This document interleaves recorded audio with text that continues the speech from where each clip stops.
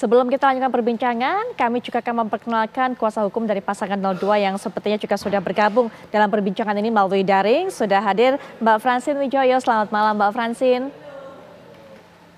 Baik, sepertinya ada Bang Frits ternyata. Bang Frits, selamat malam Bang Frits. Selamat malam Mbak. Ya, malam. Baik, mohon maaf nih, selamat datang. Baik Bang Frits, kami juga terima kasih sudah meluangkan waktunya karena sepertinya Bang Frits sedang ada di perjalanan. Iya, karena kita mau kembali ke MK nih Mbak, karena jam 7.30 akan kembali lagi untuknya sidangnya.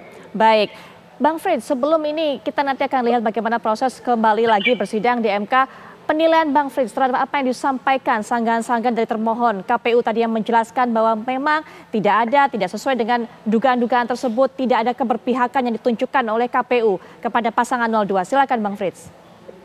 Ya, pertama-tama kami mengapresiasi apa yang sudah dilakukan oleh KPU untuk menjelaskan bagaimana seharusnya sebuah proses perselisihan hasil suara itu dilakukan. Tadi KPU sebagai pihak termohon juga menyatakan bahwa pemohon tidak mampu untuk menyatakan misalnya di mana yang suara yang hilang. Kedua, terkait dengan ada persoalan apakah tidak tahu bahwa sudah ada berita acara untuk perbaikan. Dan juga terkait misalnya bahwa adanya tidak kesamaan antara petitum dan posita. Dan kami juga mengapresiasi apa yang telah disampaikan oleh KPU, di mana KPU juga menyampaikan bahwa terhadap dengan dugaan-dugaan yang dilakukan, itu tidak dapat menyampaikan sebesar suara yang berpindah, ataupun seberapa besar suara pemohon 1 ataupun pemohon 3 yang hilang karena proses yang sedang terjadi. Itu adalah bagian daripada proses perbaikan yang dilakukan oleh KPU melalui proses pengawasan dan juga pelaksanaan secara berjenjang dari KPU RI kepada KPPS yang ada di bawahnya. Mohon perhatian. Baik. Sidang untuk perkara nomor 1 garis miring PHPU mengajak Anda melihat, tapi sebelumnya kita minta juga pandangan dari Pak Arief terhadap apa yang sudah saya sampaikan tadi. Bang Suhad tadi juga sudah mengatakan bahwa mengenai keberatan pencalonan cawapres tidak direspon oleh KPU. Kemudian juga audit dari Sirekap tidak mendapatkan respon yang cukup maksimal dari KPU. Pak Arief. Saya tidak tahu detail ya faktanya ya. Misalnya surat apa saja yang dikirim, berapa kali atau berapa banyak surat yang dikirim, kemudian dari berapa banyak itu berapa yang sudah direspon oleh KPU dan kapan dia meresponnya gitu ya. Tetapi mestinya karena tahapan pemilu itu berlangsung tahap demi tahap dan sangat ketat, berbatas waktu gitu ya. Atas sebuah proses yang berlangsung di satu tahapan, mestinya kalau ada sesuatu terjadi di situ, KPU merespon pada tahapan itu. Karena kalau meresponnya di luar tahapan itu terlambat, ya biasanya juga tidak akan memberi manfaat maksimal, gitu ya. Nah, jadi tapi saya nggak tahu ya yang sudah dikirimkan apa saja, kemudian berapa banyak dan yang sudah direspon apa saja dan kapan direspon. Itu penting sebetulnya untuk diketahui gitu loh.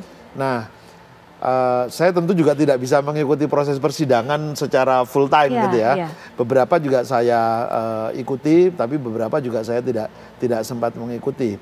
Nah, biasanya di tahapan ini, di tahapan jawaban dari termohon, kemudian pihak terkait juga memberikan jawaban dan Bawaslu memberikan keterangan, ini nanti akan diuji pada masa pengujian alat bukti, kemudian menghadirkan saksi, ahli atas dua hal ini yang sudah dilakukan kemarin. Pemohon menyampaikan permohonannya, kemudian termohon, kemudian pihak terkait dan pemberi keterangan menyampaikan keterangannya. Nah, ini nanti akan diuji pada proses persidangan berikutnya. Baik, diuji proses persidangan berikutnya, nanti kita akan kembali pantau proses persidangan, tapi juga mengenai tadi yang disampaikan oleh Bang Frits, Bang Suhad, bahwa pemohon ini tidak mampu menunjukkan salah satunya di mana suara hilang dan sebagainya. Bagaimana menanggapinya tadi? Ya karena kita memang tidak mendalilkan suara yang hilang, tapi kita mendalilkan terjadinya pelanggaran konstitusi yang terukur dan serius. Pelanggaran konstitusi yang terukur dan serius itu yang kami maksud pelanggaran terhadap pasal 22E, di mana pemilu di dalam konstitusi harus diwajibkan untuk dijalankan secara jujur, adil, 5 tahun sekali. Nah, itu yang kita dalilkan hari ini dengan beberapa fakta. Misalkan, pertama, proses penyelenggaraan pemilu dalam tahapan pendaftaran yang kami nilai KPU memberi privilege lebih kepada Cawapres 02. Apa indikator kita mengatakan bahwa memberi privilege lebih? Ya karena KPU membuka pendaftaran dengan berdasar PKPU 19. Tiba-tiba di tanggal 17 Oktober, saya cerita kronologis nih, saya penting mau mendetailkan. Mulai hari ini saya coba akan detail. Tanggal 17 Oktober terbit putusan Mahkamah Konstitusi 90. Tanggal 19 Oktober dibuka pendaftaran. Tanggal 25 Oktober ditutup pendaftaran. Lalu kemudian di November awal diumumkan. Mari kita lihat secara lebih seksama, Mbak. Begitu putusan MK terbit 90. Hal pertama yang mestinya dilakukan oleh KPU menurut DKPP dan juga dalam pemahaman ilmu hukum yang lazim, dia harus merubah PKPU 19 dulu. Kalau dia ingin menggunakan putusan Mahkamah Konstitusi itu di dalam tahapan pemilu saat itu. Tetapi yang dilakukan apa? Kan tidak. Justru yang dilakukan KPU membuat surat kepada peserta pemilu untuk memedomani putusan MK 90. Kalau kita lacak, sebelum KPU menerbitkan surat edaran, kita temui Prof. Yusril itu menyarankan hal yang sama. Untuk KPU, kalau ingin menggunakan putusan MK saat ini dalam pemilu 2024, maka sebaiknya mengeluarkan surat. Kira-kira begitu kalimatnya Prof. Yusril. Dan itu yang digunakan oleh KPU kemudian. Walau alam apakah KPU menerima masukan itu atau itu perintah, kan kita nggak ngerti juga. Yang pasti secara kronologis demikian, Pak Arief.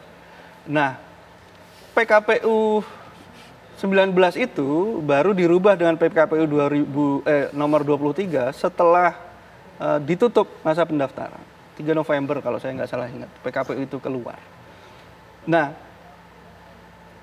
kita tidak menemukan reason di balik apa yang mengharuskan KPU buru-buru menerapkan putusan MK itu pada pemilu 2024.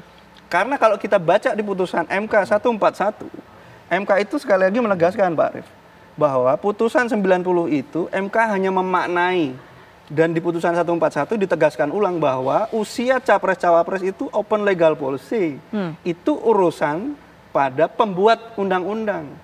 Artinya MK pun tidak kemudian memerintahkan supaya KPU menggunakan putusan MK itu pada pemilu 2024.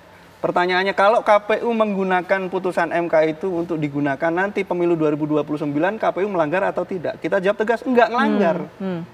Jadi kenapa KPU mesti memaksakan putusan MK 90 itu harus digunakan pada tahapan pendaftaran yang tanggal 19 sampai 25 Oktober itu, Mbak? Ini kan terang benderang kalau saya cerita begini. 2 hari, misalkan KPU bilang 2 hari kan nggak mungkin merubah PKPU karena dia butuh konsultasi ke DPR. Maka pertanyaannya sekali lagi, apakah kalau KPU tidak menggunakan putusan MK pada pemilu saat ini, itu melanggar atau enggak? MK menjawabnya enggak lewat putusan 141, karena itu urusan si pembuat undang-undang. Siapa pembuat undang-undang itu? Kalau levelnya undang-undang ya DPR, tapi dalam konteks ini kan PKPU. Berarti peraturan KPU, siapa pembuatnya? Ya KPU sendiri. Ini loh yang kami akhirnya dengan kejadian ini, akhirnya kita buka kembali ingatan kita ke belakang. Surat soal permintaan audit Sirekap dibalasnya setelah pemungutan suara. Buka lagi jauh ke belakang sampai bagaimana KPU Bawaslu dibentuk. Akhirnya kan kita buka lembaran lama, dipaksa untuk begitu gitu. Karena perlakuan KPU itu gitu. Baik, Bang Suat, tahan sampai di situ, nanti Pak Arief juga mungkin bisa berikan pandangan karena kita sudah tahu kronologinya. Tapi Bang Frits terlebih dahulu, bagaimana memberikan pandangan mengenai ini? Ada privilege lebih yang diberikan kepada pasangan 02 oleh KPU. Tadi Bang Suat sudah berikan catatannya secara detail. Silakan Bang Frits. Ya, saya rasa Bang Suat harus membaca kembali putusan 90 tahun 2023. Di dalam paragraf 3.14.3, Mahkamah Konstitusi menegaskan bahwa putusan ini berlaku untuk pemilu 2024. Silakan kita cek kembali tuh putusan Mahkamah Konstitusinya. Sudah jelas dalam putusan, tegas-tegas Mahkamah Konstitusi mengatakan untuk memberikan kepastian hukum, maka putusan 90 ini berlaku untuk tahun 2024. Dan itulah yang dilaksanakan oleh KPU. Dan kemudian kan ada putusan 141, 145, dan 154. Bahkan secara tegas Mahkamah Konstitusi mengatakan meskipun ada putusan MK terkait dengan Yang Mulia Anwar Usman tidak membatalkan ataupun tidak menghilangkan status kepastian hukum yang dihasilkan oleh putusan 90 2023. Saya rasa itu yang perlu dimaknai secara bersama-sama. Kalaupun kemudian tadi Bang Suwad bilang, oh ya ada putusan DKPP, ada proses, tapi kan juga kita bisa melihat bahwa putusan DKPP berkaitan dengan perilaku anggota KPU-nya. Tidak berkaitan dengan keabsahan dari dokumen yang sudah disampaikan.